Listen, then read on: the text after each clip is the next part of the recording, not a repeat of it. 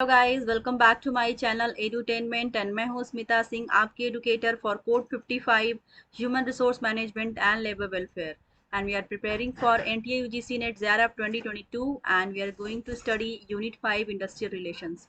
सो industrial relation से हमने ढेर सारी टॉपिक्स अब तक कर लिए हैं। अगर आपने उन सेशंस को नहीं देखा है तो आप जाकर मेरे चैनल स्मिता सिंह एडुटेनमेंट पे आप यूट्यूब पे डालेंगे तो आपको दिख जाएंगे वो सारे सेशंस एंड आप उन सेशंस को इजीली अटेंड कर सकते हैं, देख सकते हैं।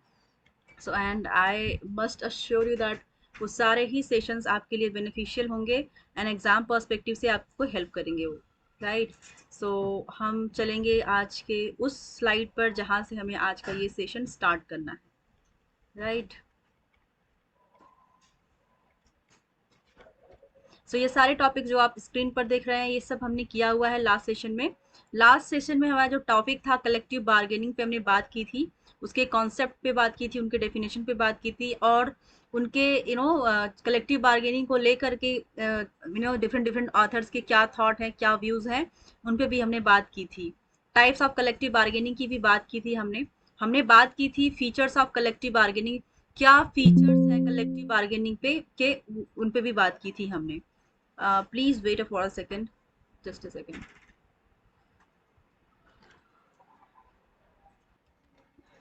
अब हम इस सेशन में बात करेंगे फीचर्स ऑफ कलेक्टिव बार्गेनिंग। हमने उसके डेफिनेशन लास्ट सेशन में हमने देखा था, उसके डेफिनेशन एंड कॉन्सेप्ट की बात की थी हमने। डिफरेंट डिफरेंट ऑथर्स के अकॉर्डिंग क्या कॉन्सेप्ट है, क्या डेफिनेशन है कलेक्टिव बार्गेनिंग की, वो हमने समझा। Now will study features of collective bargaining. Collective bargaining के फीचर्स क्या है, will see here. The essential features of collective bargaining are as under. It is a collective process. The representatives of both the management and the employees participate in it. It is a continuous process. Collective bargaining क्या है? Continuous process है. That can be asked in the examination that collective bargaining is what. So आपको चार options दे दिए जाएंगे, उसमें एक option आपको दे दिया जाएगा continuous process. So yes, you will have to answer that collective bargaining is a continuous process. क्योंकि अभी क्या है, यूजीसी थोड़ा सा क्वेश्चन को टफ कर दिया है, वो टफ करके पूछता है, तो आपको वन लाइनर क्वेश्चन ना पूछ करके एक मैच वाले क्वेश्चन बना के देता है। मतलब एक में सपोज आपको चार क्वेश्चन तैयार करना है जिससे आपका एक क्वेश्चन तैयार होगा, राइट। सो चार क्वेश्चंस का क्या, चार ऑप्शंस देंगे, उस चार ऑप्शंस में ऑथर्स के नाम दे देंगे, उनकी कॉन्सेप्ट एंड डेफिनेशंस दे देंगे कि उनकी इस ऑथर की क्या डेफिनेशन है, तो आपको मैच करना पड़ेगा। एंड ऑल्सो समटाइम्स जैसे आपने यहाँ पे देखा कलेक्टिव बार्गेनिंग के अंदर, कि कलेक्टिव बार्गेनिंग के अंदर अगर पूछता है कि ये कॉन्टिन्यूस प्रोसेस है या नहीं है, तो उसी तरह से चार और प्रोसेस के बारे में पूछ लिया जाएगा और उनमें आपको मैच करना होगा, करेक्टली मैच करना पड़ेगा। तो इस तरह से क्वेश्चन की फॉर्मेशन होते हैं यूजीसी नेट की।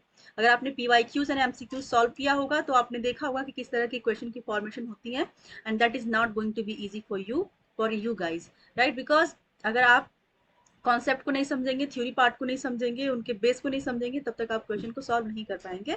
That is why I am here to brief you everything, each and every topics with full explanation.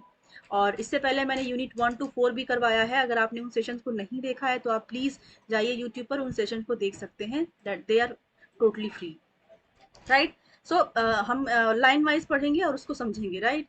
So the essential feature of collective bargaining are as under. It is a collective process. ये एक collective process है, क्योंकि collective bargaining की बात हो रही है तो ऑब्वियसली बात है कलेक्टिव प्रोसेस है। जहां पर एक सिंगुलर बात नहीं की जा रही, वहां पर कलेक्टिवली बात की जा रही, कलेक्टिव होकर के लोग काम को करेंगे, कलेक्टिवली प्रॉब्लम को, डिस्प्यूट्स को सॉल्व करेंगे। So that is why it is a collective process. The representatives of both the management and employees participate in it, जिसमें whereas management and employees, employer and employees दोनों ही participate करते हैं और problem को solve करते हैं। क्योंकि कलेक्टिव बार्गेनिंग नाम ही है तो कलेक्टिव होकर के, मतलब एकजुट होकर के दोनों पार्टी से लोग आते हैं, दोनों पार्टीज के रिप्रेजेंटेटिव आते हैं, एम्प्लॉयर और employer side, employer and employees both side से रिप्रेजेंटेटिव आते हैं and they solve the problem. It is a continuous process. ये एक कंटिन्यूस प्रोसेस है। कंटिन्यूस क्यों? क्योंकि ऐसा नहीं कि अगर इंडस्ट्री में एक बार कोई प्रॉब्लम या कोई डिस्प्यूट अराइज हुआ है तो अगर उसको सॉल्व कर दिया गया तो जिंदगी में या फिर लाइफ में कभी दोबारा ऐसी प्रॉब्लम उस इंडस्ट्री में, पर्टिकुलर इंडस्ट्री में या फिर किसी भी इंडस्ट्री में नहीं आएगी। ऐसा हो ही नहीं सकता, क्योंकि प्रोसेसेस, क्योंकि कंटिन्यूअस चीजें होती हैं लाइफ में। आपके बहुत सारी चीजें आती हैं, जाती हैं, अगेन आती हैं, तो वो चीजें होती रहेंगी इंडस्ट्री में भी।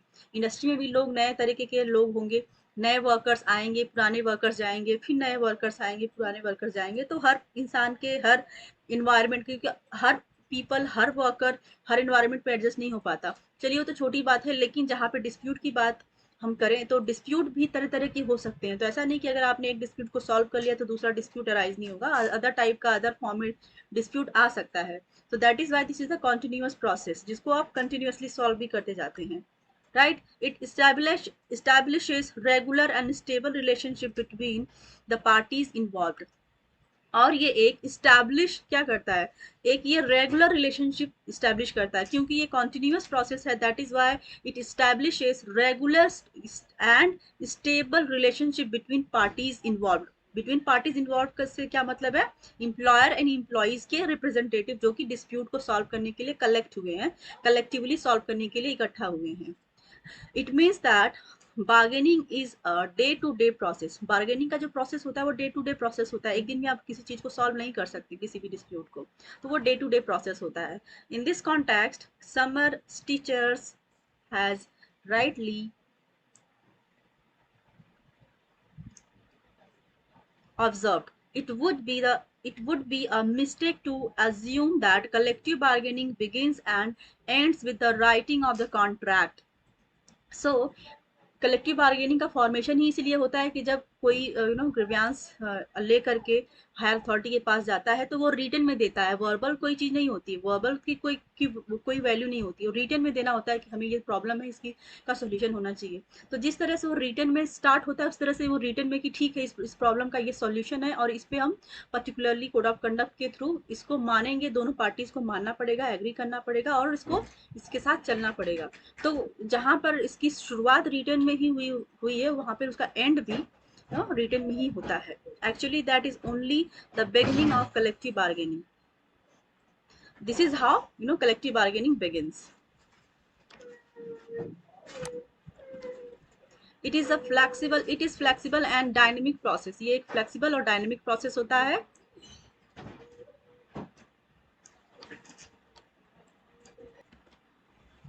The parties have to adopt a flexible attitude throughout the process of bargaining. The parties have to adopt a flexible attitude. उनको एक flexible attitude adopt करना पड़ेगा throughout the process of the bargaining. It is a method of partnership of workers in management. It is in fact a way to establish industrial democracy.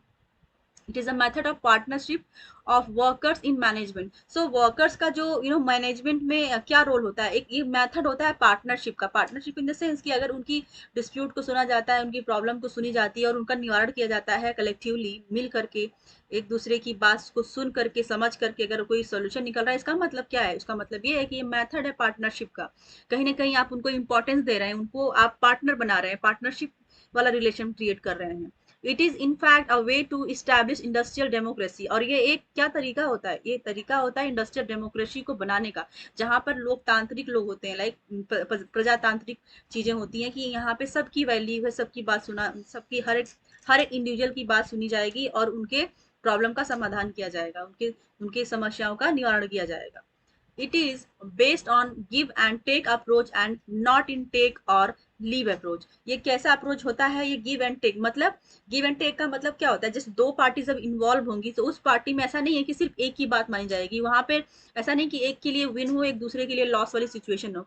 दोनों के लिए win win situation होगी या तो फिर दोनों के लिए लॉस लॉस वाली सिचुएशन होगी। तो कलेक्टिव बार्गेनिंग का मतलब ये है कि दोनों ही पार्टीज पर्टिकुलर जो भी डिस्प्यूट अराइज हुआ है, जो प्रॉब्लम अराइज हुई है, उस पे वो अग्री करें, उस पे वो उसका कोई बीच का रास्ता निकाले और दोनों ही एमिकेबली उस चीज को फॉलो करने लगे। तो क्या होता है कि ये एक गिव एंड टेक, मतलब जहां पर आपने कुछ कॉम्प्रोमाइज किया और वहीं पे सामने वाले ने भी कुछ कॉम्प्रोमाइज किया, तो अगर आपने कुछ कॉम्प्रोमाइज करके कुछ दिया तो सामने वाले ने भी तो आपको कुछ दिया। तो उसी तरह से गिव एंड टेक का एक रिलेशन बनता है, ना कि आपने सिर्फ लिया और उसको छोड़ दिया या फिर उसको छोड़ दिया। तो ये एक गिव एंड टेक का रिलेशनशिप है कलेक्टिव बार्गेनिंग, ना कि टेक और लीव वाला अप्रोच है, right? So it is an attempt in achieving and maintaining discipline in industry. So इसका जो मेन मोटो क्या है, इनका मेन फोकस है कि इंडस्ट्री में डिसिप्लिन बना रहा है, पीस बना रहा है। That is why there is a concept of collective bargaining. It is an effective step in promoting industrial jurisprudence इस क्या है, ये एक कलेक्टिव बार्गेनिंग एक इफेक्टिव स्टेप है in promoting industrial jurisprudence. So this is how we understand features of collective bargaining. I hope आपको ये session समझ में आया होगा. ये सेशन में जो भी मैंने पढ़ाया, जो भी समझाया, ये सेशन में थोड़ा सा शॉर्ट ले रही हूँ आज क्योंकि मुझे कुछ काम है. सो इस सेशन को हम थोड़ा सा शॉर्ट रखते हैं और आई होप आपको जितना भी मैंने पढ़ाया, जितना समझाया वो आपको समझ में आया होगा. अगर आपको समझ में आ रहा हो या फिर आपको लगता हो कि मेरी टीचिंग स्टाइल अच्छी है, कंटेंट मैं अच्छे लेकर के आती हूँ, पीपीटी स्टाइल अच्छी है, तो आप मुझे कमेंट सेक्शन में कमेंट करके बता सकते हैं. I will be get motivated and also अगर आपको लगता है कहीं पे लैक कर रही हूँ, कोई कमी है, तो आप मुझे वो भी बताएंगे ताकि मैं इस पर वर्क कर पाऊँ. So thank you so much for watching me. Thank you very much.